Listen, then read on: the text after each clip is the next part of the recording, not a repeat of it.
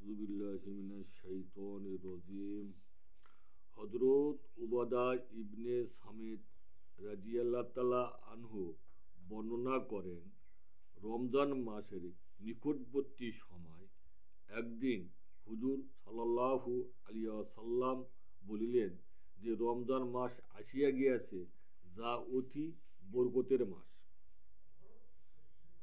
এই মাসে আল্লাহ তাআলা তোমাদের প্রতি বিশেষ দৃষ্টি দেন, বিশেষ রহমত নাজিল করেন, গুনাহ মাফ করেন এবং দোয়া কবুল করেন। তোমাদের তানফুসকে অথচ পরস্পর প্রতিযোগিতা দেখেন এবং ফেরেশতাদেরকে সহিত গর্ব করেন। অতএব তোমরা আল্লাহকে তোমাদের নেক কাজ দেখাও। ওই ব্যক্তি বড়ই হতভাগ্য যে এক মাসে আল্লাহর রহমত হইতে মরহুম ও বঞ্চিত থাকিয়া যাইবে। ফায়দা: তানাফুস শব্দের অর্থ প্রতিযোগিতা, অর্থ অন্যর তুলনায় বেশি করার আগ্রহ লইয়া কাজ করা।